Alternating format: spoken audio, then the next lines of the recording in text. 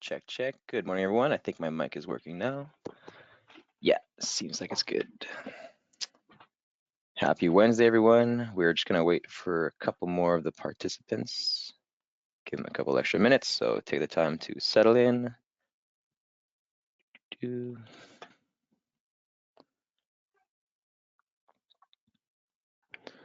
Just start prepping on my end, so no worries, we won't get going for another couple minutes.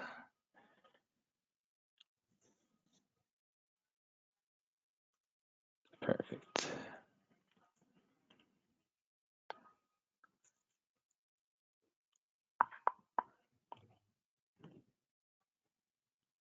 I'll remind you time and time again, but we have a comment section, right? A question section in GoToWebinar.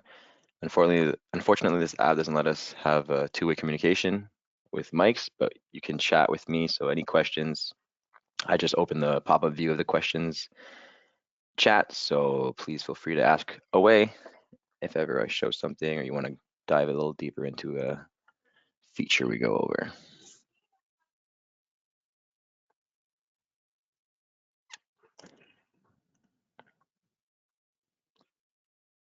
We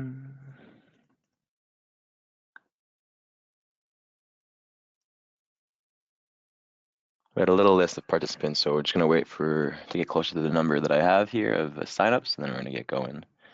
We have a lot to go over today, so we will most likely be taking the full 50 to 60 minutes, so I don't want to waste too much time waiting.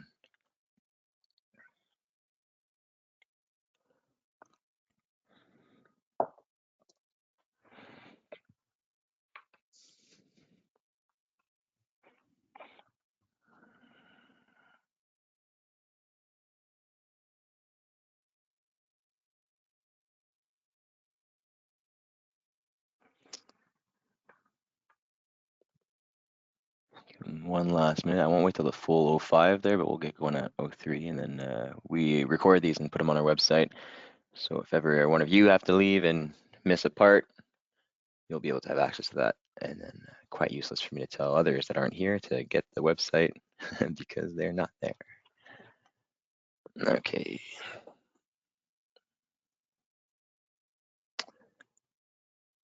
It's not what I want.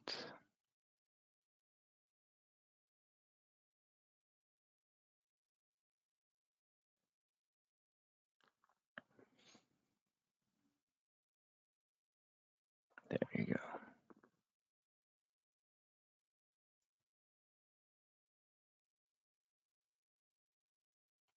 Put that over here. And should be getting up to 11:03. We'll start the introductions at least. So hi, everyone. Thanks for taking the time out of your day for joining us for this webinar.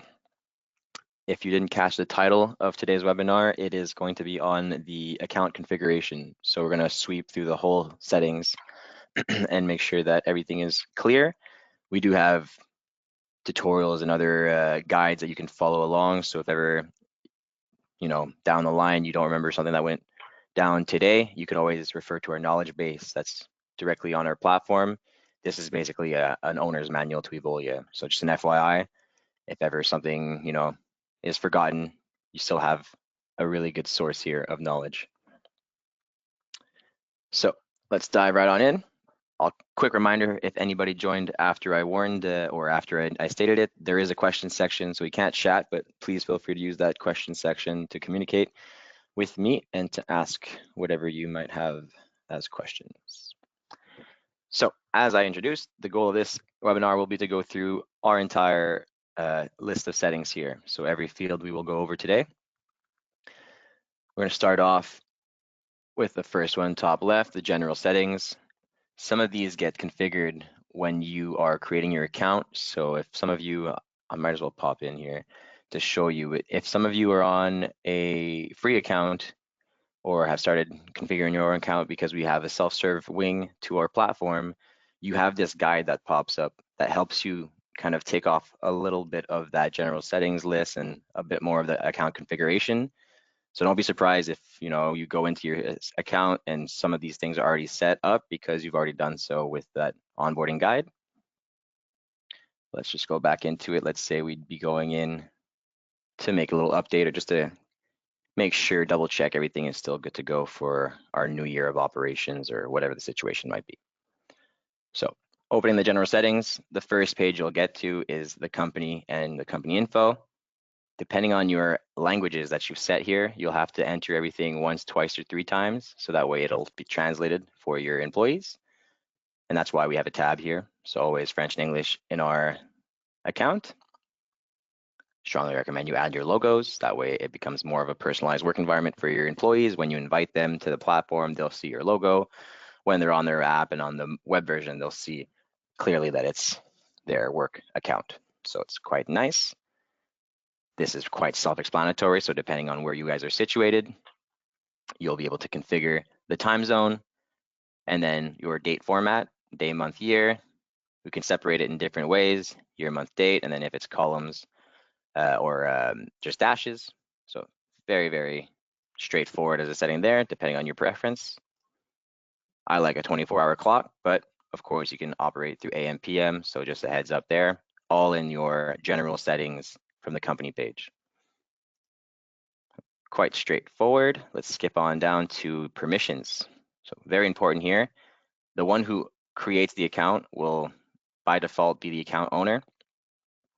That's what we have here. Of course, if ever this person changes, the proper step would maybe be to just change the account, like the user. So John Doe, let's say he would leave the company and a new owner would come and play. I can literally just give John Doe's account to that new employee, right? Or that new executive. So that way we're not restarting a new account, having a new owner. We're just gonna change the email address and then give it to that new person who's taken up the responsibility. Bit of a heads up there. If not, since this one's by default, we'll go into the ones that we can modify. So the account administrators, the supervisors, and the managers. Pretty simple to get as a concept here. You'll see a difference right off the bat between the administrators and the supervisors. Supervisors are assigned to a team, right? So if you're an account administrator, you have full access to what's going on in the Evolia account. The way this is operated or adjusted is quite simple. You can simply add a new admin if ever you need. These are unlimited spots, so you can have several admins. And then of course, once you select one, so let's just say Adam here, it'll be just detailing the permissions, right? So letting you know that this administrator will have access to everything. We'll take him off because he doesn't need to be an administrator. Once again, admins, access to the whole account. Supervisors, one step down. I like to call them or refer to them as mini administrators because they basically have administrative powers within the team that we've assigned them. So if they only have access to one team, they won't be able to manage the other departments we have or whatever the configuration is for this setup. They won't have access to the teams they do not have access to. So very straightforward. Once again, we'll use Adam as our example. You'll then have to define the team or designate a team, associate him to a team here. Very, very simple. And as you saw in the back, I'll do it here as an example. He can have multiple teams to his name, managing multiple departments, different branches, whatever the case may be, however we set up that account. Last but not least, our managers. So managers will be the last one on the ladder. The difference here will really just be confidential information. So much like a supervisor, they'll have to be assigned to a team, but they'll lose access to confidential information such as the salaries and different kind of contact info if we must hide such information. So very, very straightforward. It's really just a way of filtering out who has access to what info. The best example I often use is if we have someone that needs to validate the hours worked, but doesn't see the columns of the dollars to pay, they'll have to be a manager. That way you'll have a bit more restrictions on what they can see. That's page number 1, quite straightforward for the account setup.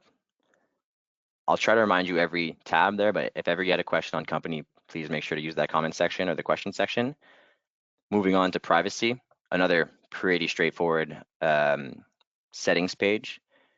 This is really just how you want the system to react, what you want to show or hide when it comes to employees or other colleagues. So of course, the first one, you can hide coworkers entirely, and the other options kind of disappear because we're just hiding everything. If ever we choose to show coworkers, then you get to decide within the information that can be found in Evolia, what do you want to show to other coworkers? What do you want to hide from other coworkers? Very, very straightforward. So like, let's say you guys use the open shift rules and there's invitations that go out. We can hide the other employees that are invited, or we can let the employee see the other colleagues that have been invited for that shift. Depending on the need, we show or hide. Same thing goes here. If we want to hide the contact information so the employees won't be able to see their colleagues' contact information, we can do so. It might be useful since we already have a chat feature, they might not need the contact information of their colleagues, so they can just keep all communication on the platform via chat, and then contact information can be something that's just seen by supervisors. It's really to your discretion.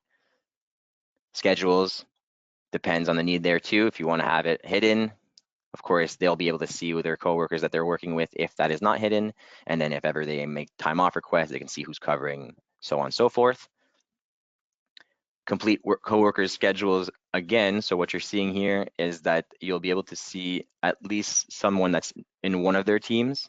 So this will hide literally all the coworkers. If ever they have access to their coworker schedules, you can only show all of them or decide to only show the ones that they have one team in common with. It's just a different level of layering it out. Afterwards, you'll have coworkers availabilities and coworkers leaves. This could be neat, so that way they'll be aware of who's already off. Maybe they'll save their time off request for the next week since, maybe there's already 4 or 5 people off and they wouldn't want to send another one. So all a question of hiding or showing different information. And then in the privacy setting is also where you're going to find the chat settings. So if you want to hide conversations, this is really just disabling the feature. That way they won't be able to use the chat module, the conversations module. And then you could, if it is active, prevent it from being employees to managers. Managers will have to start that conversation with the employees or prevent completely between colleagues and just have it as a management tool. Different rules there. Once again, always to the discretion and how you want the system to react and how you want your employees to use the product. Afterwards, I do need to go over this because it's a very, very key feature with Evolia. This is something you'll find in the rest of our settings pages, but you can add a privacy rule. How this works here and what a privacy rule is that take note of all these rules here that I've set up for the whole account. Once I add a privacy rule, what I can do is select one of my teams. So just my finance team, let's say, or a division, of course. We're about to go over the account structure in a few tabs, but I can select a team or a division. And then as we saw in the back, all these hide coworkers, show complete schedules, all that good stuff will now be in the foreground, and I'll be able to select a different set of settings per this new team. So a really key feature in Evolia is our account structure, our organizational structure, because you can create settings per different structure, per different team, position, location. So you can have completely different environments in the same account. The reason I can't do anything about these two is because the administrator locked them, right? So I had made sure that if ever anybody wanted to tweak some settings, I locked these. So this is why there's a little lock at the end of every setting. Administrators can lock it so that way nobody else can kind of play around with the rules. So very, very important, not only just the privacy settings itself, but the fact that we can add different rules. And now it's privacy, but of course, if I go into the permissions page, it'll be add a new permission. So it's going to be the same list of rules that we've got here, but we're doing it just for one team or one position or multiple, depending on the need. So after that explanation, jumping over to permissions. Permissions are, once again, pretty straightforward. Every explanation is within the rule itself. So if you're not too sure how it's going to act, it'll explain it to you. This is very straightforward. So if there's an open shift and you want the approval on that assignment, the manager will have to approve. So it's very, very simple. This can be triggered on and off depending on the use case. So if you're creating an open shift, let's say it's a last minute need that you need to fill, you can take off the approval even though it's set in the parameters, right? Unless the administrator locks it. So just as an FYI, this will require approvals for any assignment.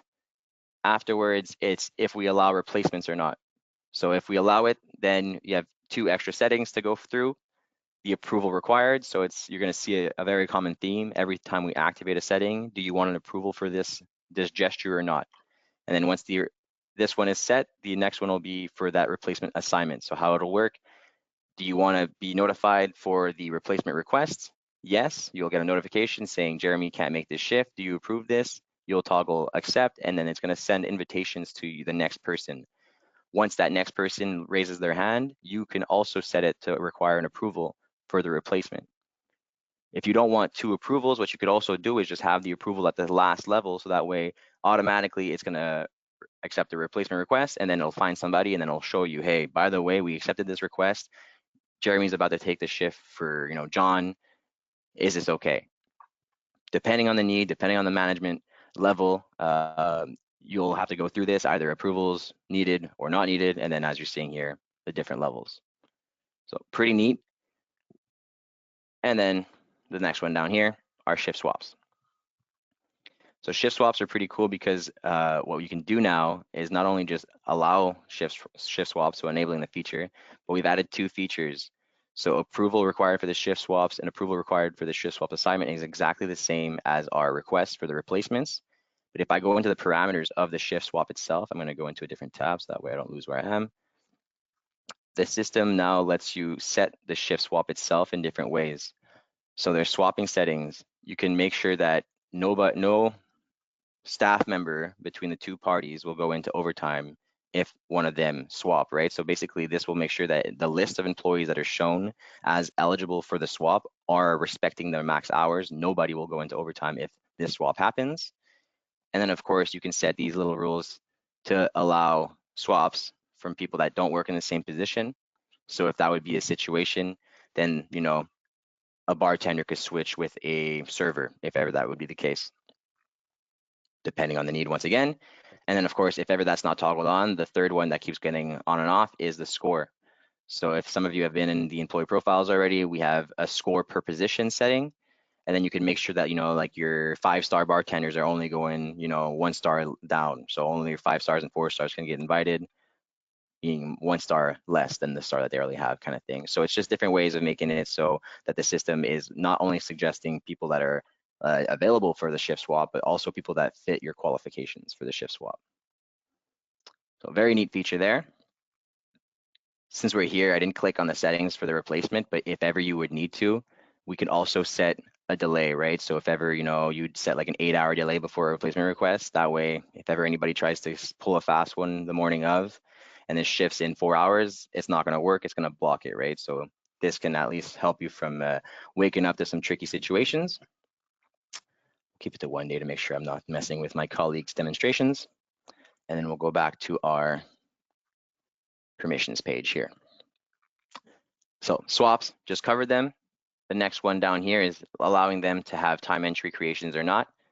So once again, this is always just, are they allowed? And if they are, is there an approval required? So I can toggle on the time entry. This will allow my employees to go back in time, the good old pen and paper method, but now virtual.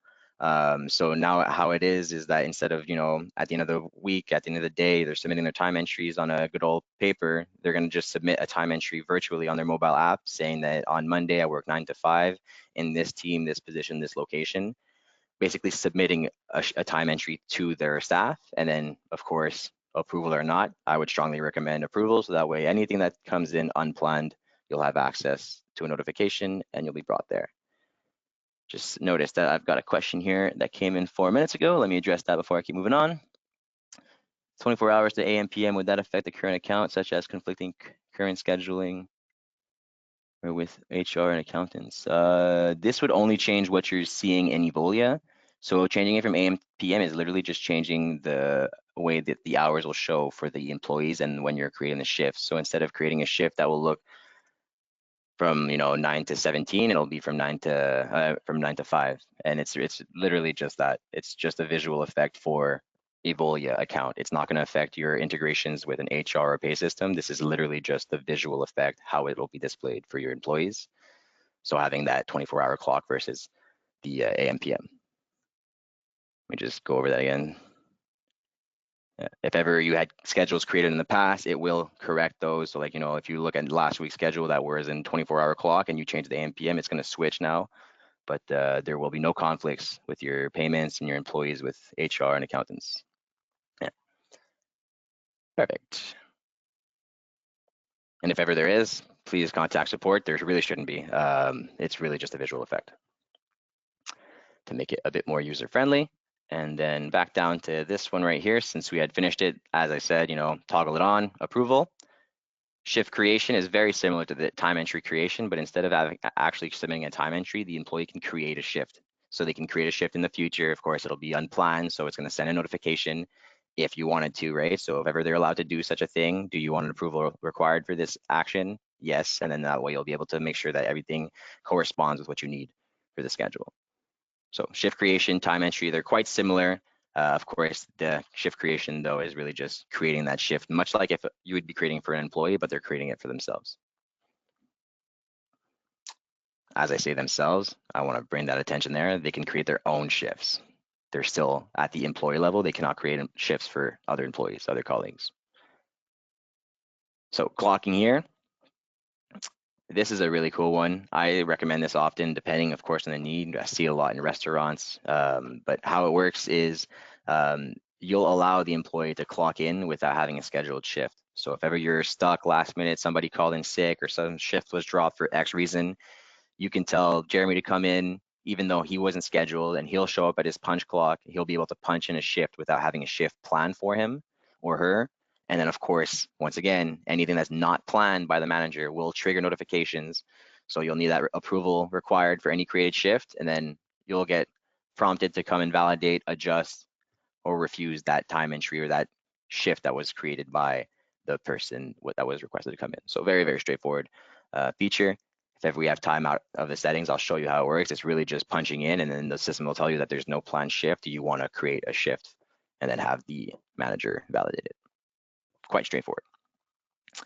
Next one is the leaves. So employees can create leave requests. Once again, depending on how you're managing in Evolia, if you don't need paid time off management, it's as simple as toggling it off. But once this is on, once again, the system will ask you if you need that approval or not. Actually, I just put words in my mouth. This is really just a second set of settings that managers can approve their own time off requests. So depending on the need there, if you want managers to get approved by other managers, you would toggle that off. But this could be a very, very fluid process. They could submit and accept their own request.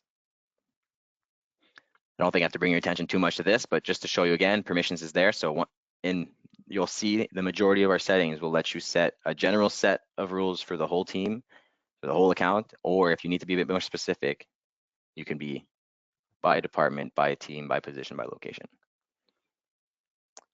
Notifications, quite simple, probably going to be the fastest tab. Disable or activate, very, very easy. And then you'll be able to define in your employee account. So in my profile up here, if I were to go into Jane Doe, I could decide if I rather email, push notification, or SMS, depending on the contract we've got going on. SMS, I think there's a bit of a fee involved. So please check in with your account reps. Security, really neat feature here. This wasn't always available to all. It was a upon request base, but now we've made multi-factor authentication enabled.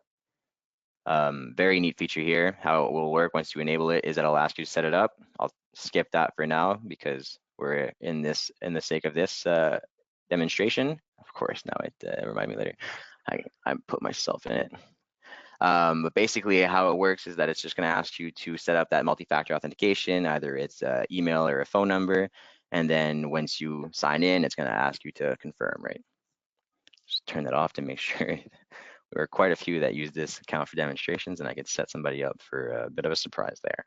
But essentially, if ever you were interested in this one, if ever we don't have time to go into it in depth, in our knowledge base, we have it. So multi-factor, quick little search here, you'll find a multi-factor authentication, how to enable it, and it's going to give you the steps here. So it might be a little outdated. We need to update these because of the background.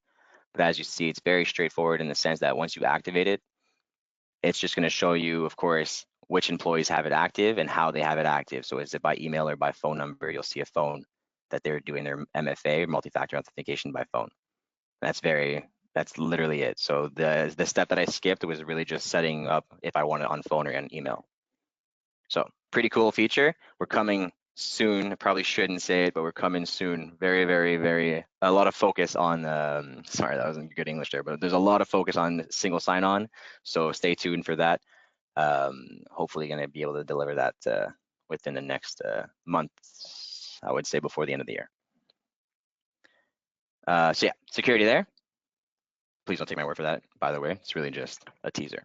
But yeah, so once we're done with security, we're jumping into the organizational structure.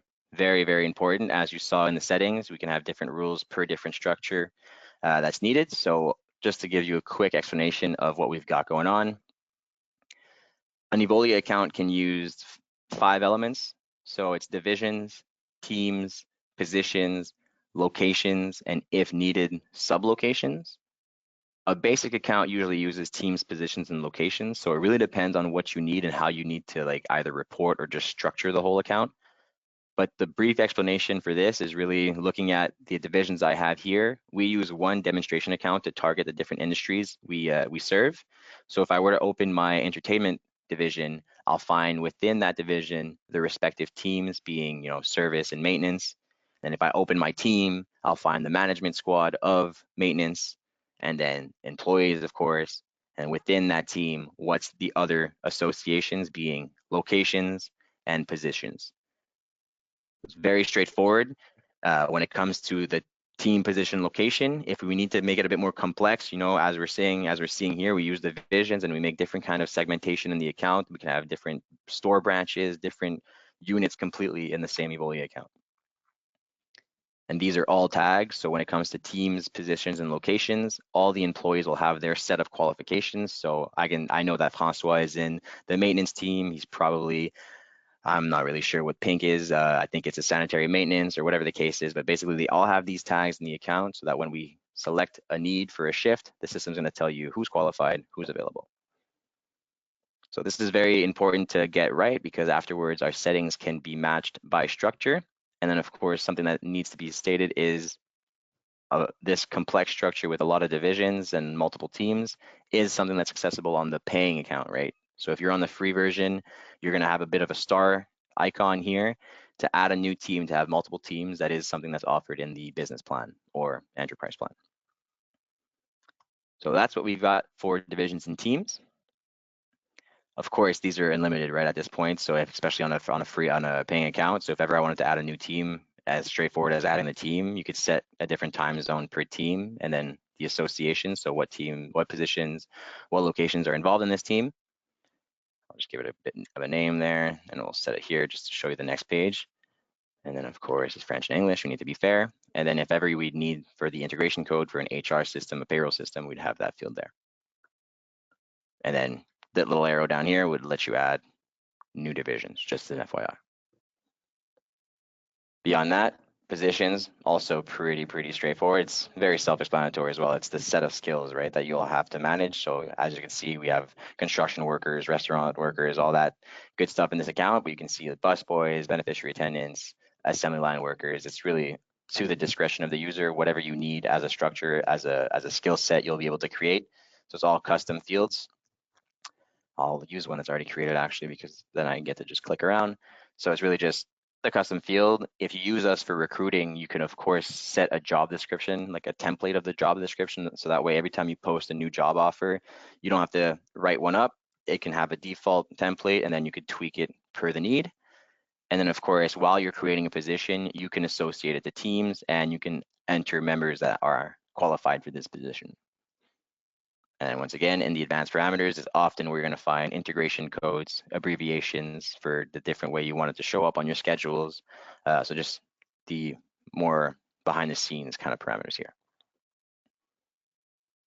The color coding is by position. So if your schedule needs to be tweaked to your favorite colors, it's really just a question of making sure that the positions have the right colors, and that way you'll see nice colors on your schedule tab. Locations. So this is pretty neat because we have that extra field that's a little hidden, but it is called sublocations.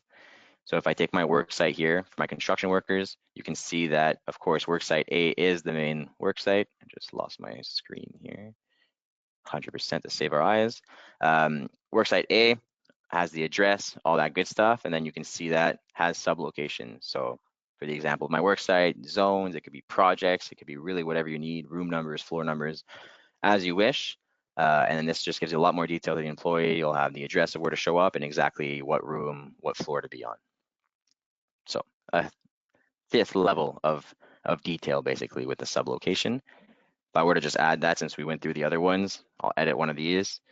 Once you add a location, of course, if you want to use mobile time clock, which we'll go into quite shortly, you can set the parameter of that location, but we'll go through this a bit more in depth when we come to the time clocking tab.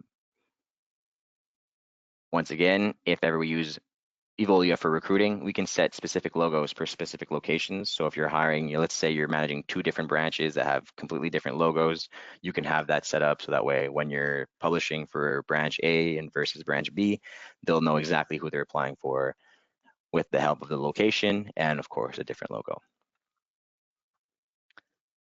This is a neat one, brand new feature of about a month or 2 old now. So qualifications management will help us make sure that the employee is not just qualified when it comes to our standards being team, position, location that's needed, but if ever they need any kind of certifications or trainings or whatever the case may be when it comes to different qualifications, they can have this now set in their account. The very standard examples we have are just the CPR certifications. Very, very straightforward example, but this can be up to anything when it comes to certifications, education, language, other very, very vague fields. So to your discretion. And then trainings. And how it works is that you'll link this to your structure if you want it to act automatically, right? So if ever I create a shift for my sales team with the position of sales reps at this location, automatically my qualifications of CPR certification will kick into the shift. Anybody that doesn't have this active qualification in their account will be disregarded for the invitation list. So the system's only going to show me now the employees that fit the exact need, being team, position, location, and CPR certified. So it depends on how you want it to act. I don't like it acting automatically because it's a demonstration account, but if it's something that's an absolute must, then you just toggle on the apply automatically. And every time you create this shift, it's going to kick in automatically. So very, very straightforward. It just needs to be properly configured, which we are there to help out with. If ever this is a new feature that wasn't there during your implementation, don't be shy, contact our support or whoever we assign to you, and then we'll get on that together. But the qualification is really neat. And then of course, what we added here, and we'll see this in our other tabs in our settings, but we added filters in our settings. So if I wanted to see what qualifications I had active for my sales team, let's say I had a huge list of qualifications, I can just toggle on, show me everything that I have active for my sales team. And then I could get even more specific. Let's see the reps kind of thing. And then I'll know for a fact that these are the ones that are active for those. It's pretty neat. And then of course helps you with assigning shifts to the people that should get those shifts. I would like to say it's not really an HR feature though. It's very much to help you with the assignment of the schedules. So it's not really going to give you like those reminders like 3 months before the expiration date. Make sure that Jeremy renews his CPR license. It's really just to let you know that, hey, he's expired now because we got the update from an HR system, or just because we had the expiration date in and it's now passed. We can assign him, or if you want to assign him, make sure that he's getting his training done or whatever the case may be. So qualifications management right there. Pretty neat here. I don't know if everybody is aware for this one because it was recently updated. And the update was really just giving you access to modifying the statuses. So you could add your own customizable statuses now, which is really neat. Whatever you need for the names, of course, full-time, part-time, substitute. I think nowadays in new accounts, you don't even have any. We'll give you suggestions, but we let you create exactly what you need as a structure. And then of course, the code for payroll purposes or HRIS synchronization. So all very straightforward.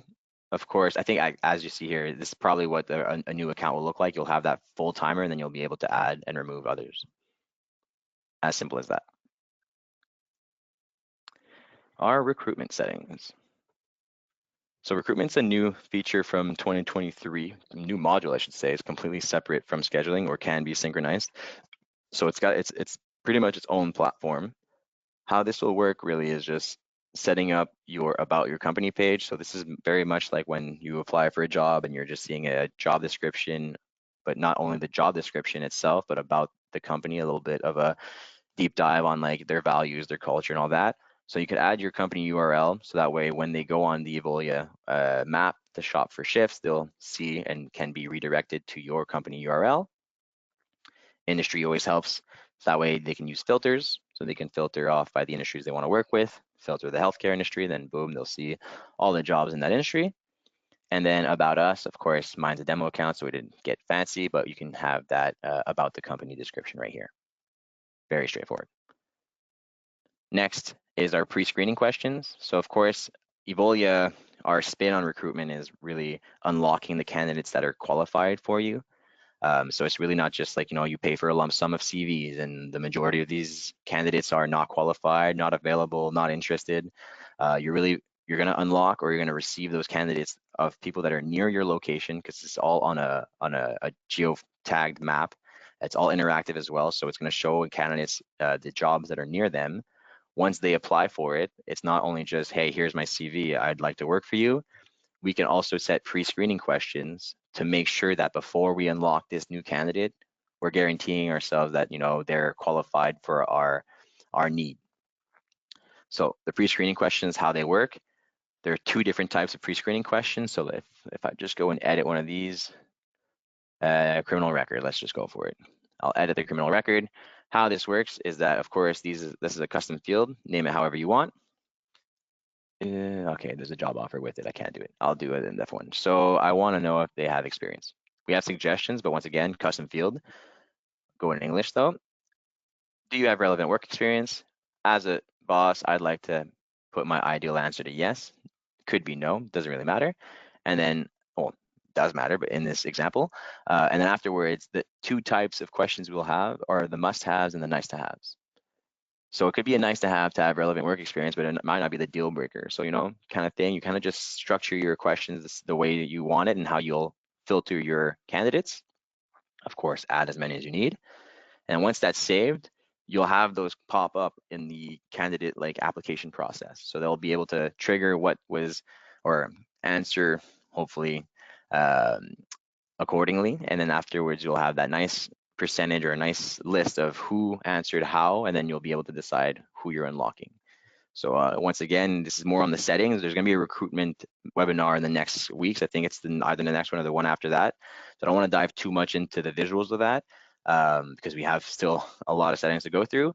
But basically, it's a very, very neat feature. It just makes sure that you're not just unlocking anybody, you're unlocking someone that's interested, that's close by, and that's qualified. So stay tuned for that next webinar on recruiting. We'll go over the pre-screening questions and that entire workflow. Publication settings, depending once again on if you use recruiting. So if you want to enable this by default, any open shift with a recurrence will not only be published internally, but will be published externally on our map, on the recruiting map. I've mentioned it quite a few times. I didn't want to do it, but I can't help myself. This is what I'm talking about. We will have a full webinar on this. So this is our recruiting map. How it works, of course, it's all geolocalized. So when candidates pop into their account, they'll have their postal code. It'll open exactly where they are and will show you jobs that are near. And then depending, and it might not be an English example there, sorry, I am in Quebec, but you'll see exactly what the user has put or the employer has put as information, job description, about the description of the company, stuff like that. If I would have an account, I could apply, answer those pre-screening questions if they have some, and submit my CV. So very, very brief intro. We're going to deep dive into this during a whole webinar, but this is what I'm referring to when I talk about recruiting. And of course, as I said here, if this is enabled, any shift that has a recurrence that's open will go into the job portal as well as on your personal, individual, internal job account. Sorry, the words are not coming out of my mouth there. So there you go. Next one is our spontaneous applications. So this might be useful for those that might not necessarily be hiring right away or for a need that's imminent, but you would like to have and receive CVs. So what you're seeing is the fact that these locations, of course, my account all inactive because it's a demo account, but if I were to have it active, candidates could see that I'm still accepting CVs that are called spontaneous applications. Feel free to apply, and if ever I am hiring, I might start unlocking candidates from that bank of CVs. So it's pretty straightforward. It's a lot less complicated than creating your own job offer. It's really just living there. I think I should be able to find some. Doesn't really matter at that point there, but basically it's really just showing you that, hey, we're not necessarily hiring right now. We might not have a need to fill right now, but we're open to receiving CVs so that when we are, we'll start looking into it, you know? That's a really good sign, actually. It's not showing you any spontaneous applications. It means the users are actually using us and publishing shifts and job offers. But all that to say is that if ever you want to have that like kind of on ice reception of CVs, you can have the spontaneous applications. And of course, this is also backed up by your pre-screening questions. So even these can be filtered out by qualified versus not so qualified candidates. This is an important one because this will help you create your own traffic for candidates. It's really simple to explain. As you can see here, if I go on Evolia, the job portal, you have every single user's job offers on this website. This is a general job portal. I'll bring your attention to the banner that's up here. You know, it's in white. I see my logo here, but it's Evolia. It's obviously the general Evolia account. We offer a personalized job portal as well. So this can be put on your website. And then as candidates are looking for jobs or looking to join your team, they'll click on the link that will be on your website and it'll bring them to your white labeled version of the job board, basically. So I made it ugly on purpose. You can see that it's quite different. There's the red banner, it's not white. There are no shifts because I don't use recruiting on the demo account compared to all these shifts, right? So this is a way of funneling your own traffic to show them all the job offers you have active in your different locations, if that's the case. And of course, making sure you don't lose any potential candidates to other employers. So very neat there. If ever you have any interest when it comes to recruiting, please do not hesitate to contact us. We have specialists just for the recruiting side of the business that will help you optimize your postings and then explain the whole billing cycle and all that. So that's what we've got for recruitment. We've already gone through some of these, so it might be a quick glance at this tab. But our schedules settings, what will let you set basically a lot of display options, your start day, end day. So, you know, starting on Sunday, ending on Saturday, compared to Monday through Sunday, depending on the need. I personally like it this way. This is very important as well. So if ever a shift is going over the night, you know, spread over 2 days, how do you want it to show up? How do you want it to be displayed? The start day, end day on both days, depending on the need. And then of course, the default working hours, if ever you have, you know, a retail store that's only open from 8 to 10 or something like that, you can set those parameters or set the default shift that you would mainly use. So that way, every time you create a shift, they're already pre-selected. That's why when I create a shift for my staff, I have automatically the 9 to 5 that kicks in because that's just my standard shift, let's say. But it can be really up to you. It could be a 12-hour shift. It really doesn't matter. It's really just helping you from clicking every field every time.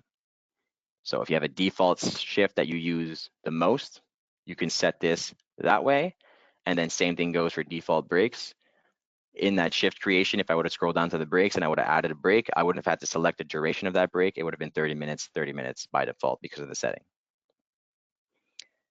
These two we went over. So replacement and swaps, it's really just the different features we have. Replacements is that delay, and just a reminder of the swaps, it's really just letting them swap within their max hours to avoid overtime, allowing swaps between different positions, and then making the swap based on the level of score. So, you know, 1 star and lower, or so on. And then once again, our permissions per team, position, location is accessible in this tab as well. I've been putting a lot of focus here because if you've noticed, the first 2 or 3 options only gave you division and team, but some settings will let you even create a set of rules per position, per location, and even per individual employee. So it's really cool feature, helpful in a lot of different cases when it comes to either union rules or just business rules, or that one ancient employee that has a crazy set of rules because it was agreed upon and grandfathered in. We can set him up completely aside to the others when it comes to the settings. So that's what we've got there. The work constraints will help you respect your employee's work-life balance. So limit worked hours in a day. You can make it a maximum of hours in a day. If ever you were trying to invite him to a shift that would make him go into, you know, his 9th or 10th hour, he's not going to be involved in the invitation list because it would not respect this. And afterwards, this is a neat one, depending on where you're situated. I think in Quebec, it's an absolute necessary to have like an 8-hour break between your shifts. You can have that set so that way, if ever you try to schedule Jeremy for that 6 a.m. shift, but he just finished at midnight, it's not going to work. Once again, colleague in a demo, maybe I'll save him from a little surprise. And then I don't want to get too redundant there, but add a new add a new constraint. You'll have it here as well. So team, position, location, they can all have different ones. This one's pretty neat. Budget tracking. Not all our users are actually aware of this. I meet with people that have been users for years, several months, and they weren't aware of this. But our budgets will let you set budgets per workforce costs or per hours planned. So how this works is very straightforward. If ever you want to set a limit of hours, let's say I don't want to go over 1,500 hours this week, specific period, or just general. The general budget would be a little weird, but basically over the next week, I want to make sure I don't go over that amount of hours. I'll make it from 1 week, one Sunday to the next. Super straightforward. If ever I get to a certain amount, I can make limit like I can have alerts, right? So if ever I get to like 80% of this, I'd like to get a notification. I'd like that notification to go to this supervisor and this administrator type of thing. So really cool. It'll help you guys all be alert and help the whole team focus on the one goal and respecting that budget. And as we create shifts, if ever it were to like go over the budget, it's going to give you that flag, a warning saying, hey, are you really sure you want to, publish this shift? You're going to go at X number of hours over the budget kind of thing. So really neat. Of course, we're sticking on hours here, but it can be on dollars as well. And then a budget can be set per team, position, location. Pretty straightforward. It's really just a question of popping in here and setting it up as you want it. And I think that's really the theme of the settings, right? Like it's a very intuitive application. It's really just following the steps. So read, understand, activate or disable. Really, really as simple as it gets. If ever there's a bit more of a complication, of course, we're there either in live chat or call or email us. We're always there to help out. So that's your budgets. Availability settings. Once again, I've said straightforward often enough this meeting, but it's a very straightforward setting. I'm actually going to use this opportunity to tweak this because every time I get into a demo, I can't change my availabilities. But you can set deadlines or just require approvals. We like to set both, so that way in our demonstrations, they can see everything. But very, very straightforward. If ever they go over the deadline, they can no longer change their availabilities. And you can always set notes too. So that way, hey, I'm doing my schedules for next month before the 15th of this month. Make sure to publish your availabilities kind of thing. Just an example. Once again, add rule, can do it per team or division for this one. So that's what you got there for the schedule and availability. This one here, it can get very complex, so let's try to not lose anybody along the way with the explanation. But our invitation rules are something that will make us stand out from a lot of the different providers. This is what helps us respect different union rules, different business rules, just different ways of operating when it comes to finding the right employee for the right shift. How this will work, of course, you can set a default rule, just like the default times for the shift, default break times. Whenever I create an open shift, it'll by default go to all. You can always set it differently. So if ever the way you guys work is most experience, most seniority, by default, the invitation rule will always be this one when you create a shift. Let's just save it to all for this one. And then of course, if ever you want to force this rule, you force that rule and that way it won't be able to be changed. Very straightforward. And then as we're seeing here, different settings can apply to different teams. So you can set different default rules per different team. Very, very straightforward for that one. The reason why this is so straightforward is because this is like the invitation rules, the very basic invitation rules. This is offered in the free version. Everyone has access to the invitation rules.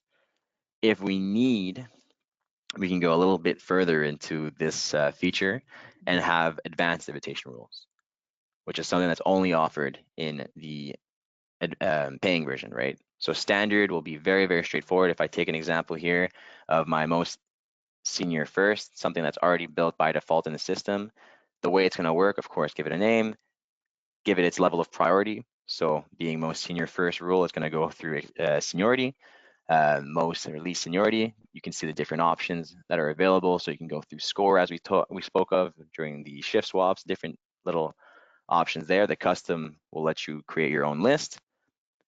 Scores once again, so if ever you want to make sure that, hey, the minimum required score is 3-star for this shift, you can have that set up. Ignore or consider schedule conflicts, and then the duration of the invitation phase. So every 5 minutes, it's going to go to the next invitation, or not specified. They're just all going to get it. So very, very straightforward when it comes to the basic invitation rule. It's really just how do we prioritize the invitations, and then if you want to delay, we can respect that, and then we can ignore conflicts. So not the most advanced feature there. Where we'll come in become, or where the system becomes a little bit more complex is in our advanced invitation rules. Sorry about that, guys. I need some water soon. But as you're seeing here, once again, the name, very classic, very standard. The next phase is the invitation phase. So the two phases really when it comes to this setting is, number one, how we invite, how we'll target the employees, how we'll communicate the shift that's offered to the employees. And then number two will be, once we have the list of people that are interested, how will we decide who gets assigned? So the system is there to help you automate either halfway or the full procedure of the assignment and the invitation.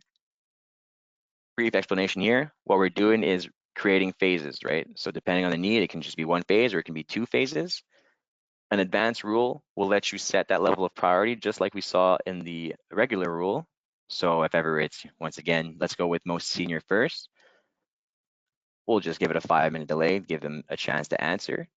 And then in our advanced settings, we can tell the system to invite that exact position only, that exact team only, or that exact location only, or, you know, a fallback team. So that way, if ever we're really stuck and then nobody's answering the need with the exact criterias, it'll go to a fallback team. Maybe, you know, it's a different branch, but he's working in the same position, so he's qualified to work in this branch. So the system can automate this call out. Often enough, the first phase will be exactly what we need. Let's just say we're just taking, you know, only the full timers, for example. I'm just going to click away. And a couple others. I didn't want to scroll down.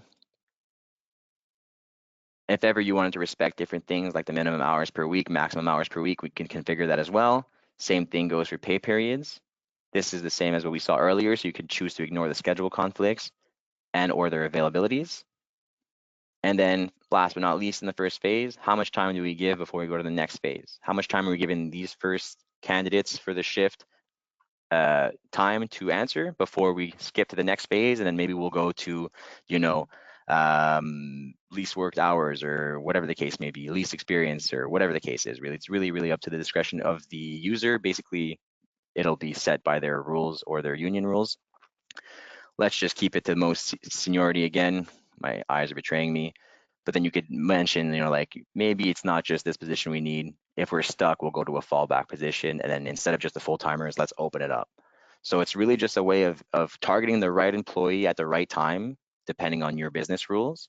And then, of course, once we have that list of people that have raised their hand, showed us their interest, we can decide or tell the system from the people that are interested who should get the shift. So it's very much the same when it comes to the priority.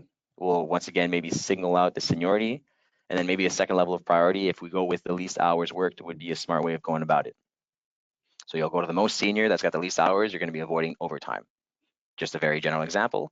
And then the same thing goes here. Instead of being phases, it's groups. So within these levels of priorities, if my group 1, you find somebody that's exactly the criteria that I need, that person gets the shift. So the system can automate how we invite, and it can automate the assignment of the shift. Very, very neat, very, very powerful tool. Of course, this requires a lot of configuration, and that's why our team is there to help out. The last feature will literally just be, or the last toggle on will literally just be to tell the system how and when it'll react. So if there's a delay before the shift start or a delay after the shift publication, let's say 8 hours after I create the shift, I want you to start assigning, then it'll start assigning with the required, with the information it gets and the configuration it was given. So I didn't want to deep dive too much in there because I can, you know, ramble on about the invitation rules. If ever there's any need for this or any need to for help when it comes to tweaking these rules, do not hesitate contacting our team. We're there for that. So invitation rules, very important.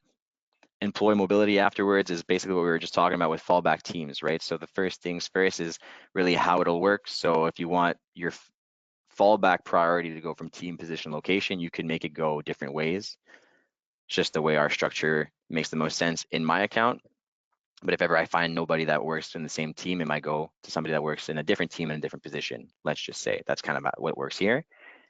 And then the managed fallback positions is basically letting you the system know that if I can't find anybody in my floor, the fallback position for floor is nursing, or the fallback team for floor is nursing.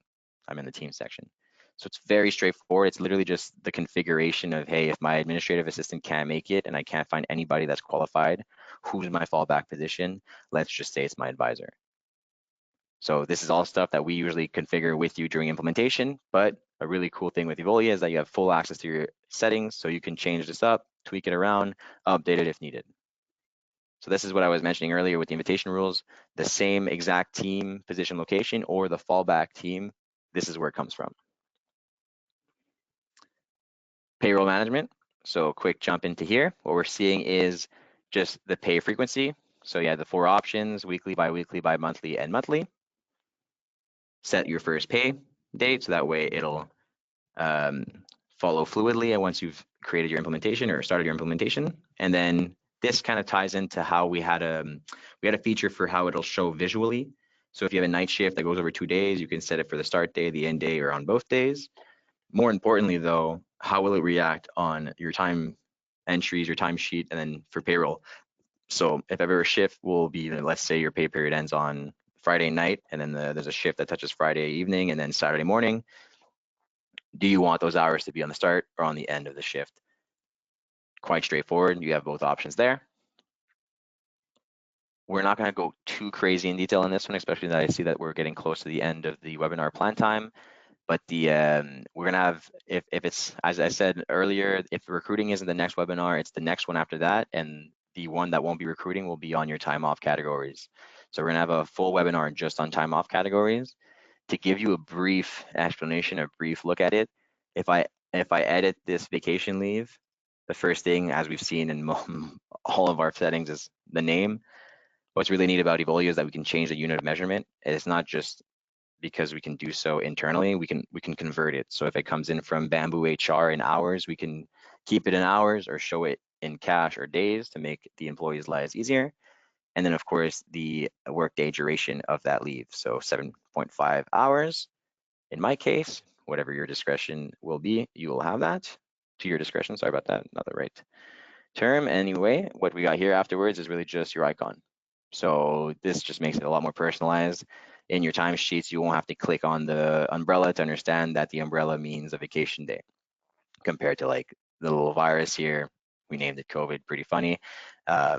Obviously, if you see a virus, don't have to click on it. You'll understand it's a sick day. Paid or unpaid leave, and then we can set banks per team, position, location, and even individual members. So if ever a specific member has a specific time bank that nobody else has, we can have that set up. He'll be the only one that sees it. What really matters here is how we code them. So if I go, I'll skip this one. I'll go to the integrations. It's really just the earning code that is needed to be configured between either us and the payroll or HRS system, HRIS, the S is system, but HR systems.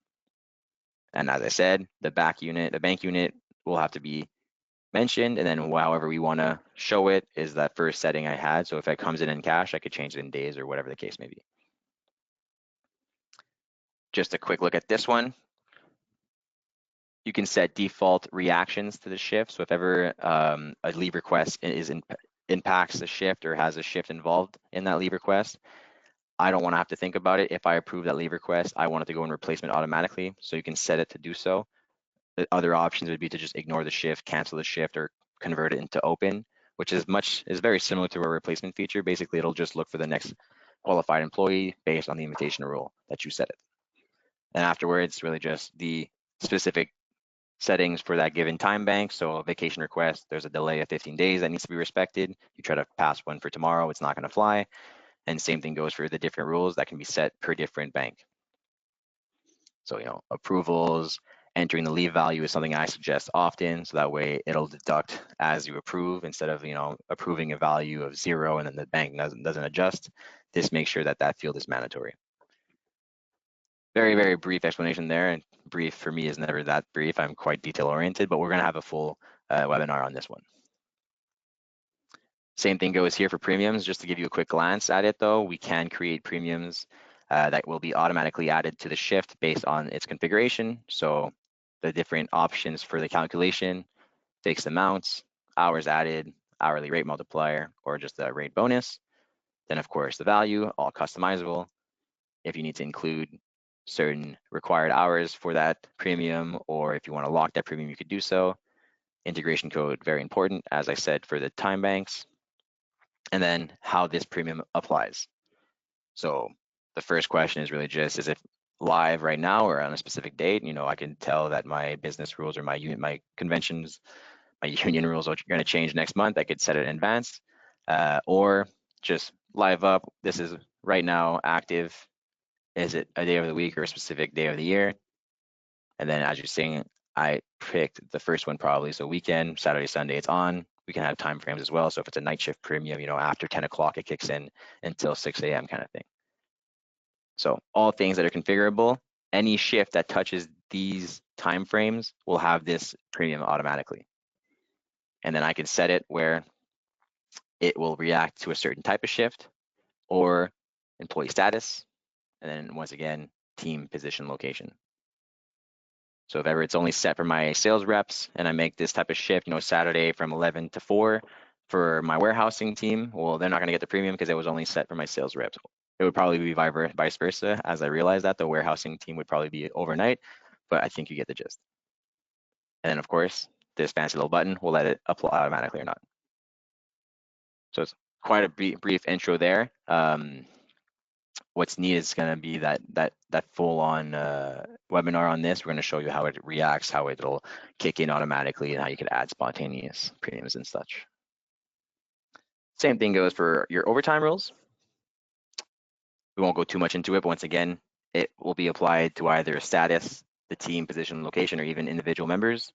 And the overtime rules is really just the period of reference, daily, weekly, or by pay period, the amount that needs to be hit before that rule gets triggered, and then the same options as the premiums, the value that will be multiplied or added.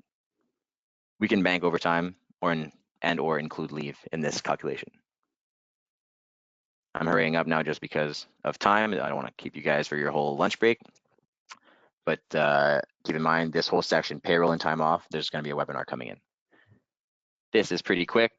Web time clock is our first way of punching in. It's a physical location punch, all based on the web with Evolia, so there's no extra hardware.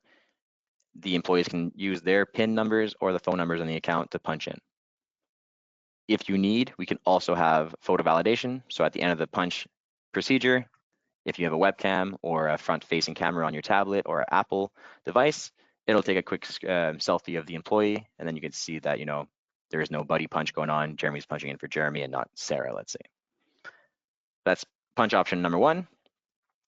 Punch option number 2 is our mobile time clock. Really neat because it has GPS validation.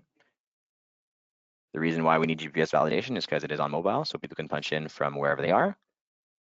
Since we have that, we will then set the parameter. So you must set the radius that is the tolerated radius for the punch in. If ever they are outside of this radius, we can block any attempt or allow the attempt with a justification. So quite straightforward. If you have multiple locations, you set them all up. And then if anybody has a shift for location A and punches in the location B, the system is going to flag that for you. Just to go over these quickly, smart time clock settings. Depending on your need for smart adjustments, this is a page that will save you a lot of clicks, a lot of different exceptions or validations of different exceptions. This is basically just set to help the system understand your work parameters. So whatever work constraints you have, if you accept any tardies or if you have any paid tolerances, so like let's say you'll let them punch in 15 minutes before the start time that you had planned and you'd want to pay them for that 15 minutes. In restaurants, I get a lot of prep time. In manufacturing, I see this often as well. This can be set up so that way you don't have to go and add the 15 minutes extra or whatever 6-8 minutes extra that they worked. If it's within that time frame that you set, it'll be accepted. This is just a feature to display the salary in real time. This is going to save you a lot of time when it comes to the validation process with smart clocking adjustments, the roundups. If he punches in 2-3 minutes late, it's going to round up to the right time. So that way, any little tardy that we do tolerate will be automatically approved, will come in as a green punch in and not a yellow or a red punch in, which would be, red absence, yellow irregularity. Smart break adjustments, same thing goes. So if ever they punch in within that time frame, that little 3 minutes for their breaks, they're not going to cause any issues for the timesheets requiring any validations or approvals. And then these are really neat when it comes to the break times that we planned. If ever the employee forgets to punch it or doesn't punch the entirety of the break, either planned or either paid break or unpaid break, we can add them automatically. So very neat. Their 8 hours will always turn into 7.5 hours if that's what you need to see on your timesheets. And then as you're seeing here, the paid break is what I was just mentioning. So if they don't use their breaks, paid or unpaid, we can make sure that they are added on the shift. And then clocking rounding. So this, watch out if you have a clock rounding and a 3-minute roundup, they might be in consequence of each other, right? So basically now it's gonna round up every 5 minutes. So if I would punch it at 55, this 3-minute roundup wouldn't make sense. It'll never really round up. It's always gonna round up 5 minutes, right? So you gotta make sure that this kind of works together, not against each other. And it's either round down or round up or round. Very straightforward. And if ever there's some confusion there with how those two will interact, those two settings, once again, don't hesitate. Our support team is there for you. Irregular clock-in. So this is a case they either have consecutive shifts, as you see. So if ever they are like bartenders and they're doing double shifts, we don't want them to punch in, punch out, punch in, punch out. Ridiculous procedure. We'll have a consecutive punch in. So if ever their shifts are within 30 minutes of each other, an hour, or whatever the case may be, it'll clock him into the next shift. Pretty sweet. And afterwards, if ever there's tolerances between these consecutive pay shifts, just like the first feature, a paid tolerance can be added. And then this one right here was what I was mentioning. Employees cannot punch outside of the time clock zone. So if ever you want to make sure that there is no attempt, it blocks any attempt outside of your radius, we toggle this on, it's going to block them if they're not in the designated area. So this one here, if ever you would let them punch in beforehand, but only want to start paying them from the time you plan, you can allow them to punch in before the start time. If you have a tolerance, this is when you can make sure that they're paid for that extra time. If you don't want them to be paid for that extra time, then we don't set a tolerance. They'll be paid as of the time we planned. This, if ever you're in a big manufacturing plant and you have like 100 employees lining up to punch in on one tablet, you might want to disable the clock in issues questions. So that way they don't have to write a justification every time, because the first one that writes the justification might make the last one late, kind of thing. So just for efficiency purposes. And then once we got here, I know we had a setting for before the scheduled time. We have a setting for after the scheduled time. So if ever they work after the scheduled time, it'll allow it. Of course, it's not what you plan, so we'll send you a notification so you can adjust or approve the time entry. And then disable questions about your time clock issues. Same thing for the thing that we just spoke of when they're punching in but punching out. Break issues, all the same. So if you want to disable the questions, you can disable the questions, long story short. And then this one here, if ever your employee walks out and forgets to punch out, we can make sure that the shift closes after 12 hours to avoid any conflicts in the next shift for the next day. We have this feature here that was used mainly for COVID. If ever you need to create forms, contact either the CSM agent that we gave you or just our support, can create forms. So it could be like when they punch in, back in the day it was super popular. They had to make sure that, I was not in contact with somebody with COVID. My temperature is XYZ. So this form was something that was used for them. Last but not least, because we won't go through the last two tabs, it's just your billing and your modules, but your timesheet approvals. So you can have approval reminders every week, every 2 weeks, and then you could set it where it's the Monday or Friday at the end of the week. You'd set a reminder for your management staff.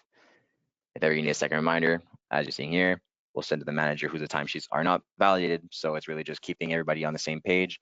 End of the period's coming up, you still haven't validated your timesheets, it's going to send notifications, and then you can set delay between your reminders. So you could be extra annoying or a little bit more on the macro level of management, but making sure people are doing their job. And then, of course, how they will be notified by push or by email.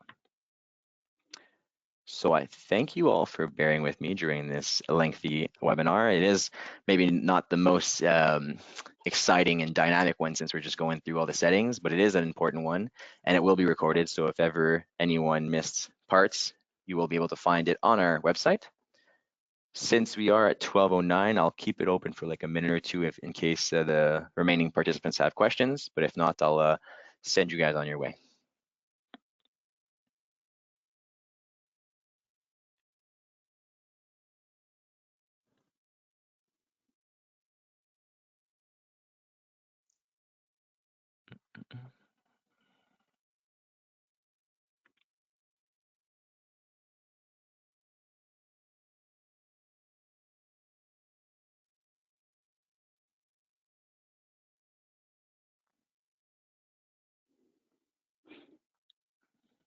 Just give it one extra minute. As you guys are logging off, thank you again for your time today. Always a pleasure getting an hour of your time and going through our different modules and features. Start setting down. And this is gone. My question section is still on pop-up view. If ever anybody has anything, I'm still here. Give you guys a little bit more time. I think my last participant is no longer here. All right, so have a very good day.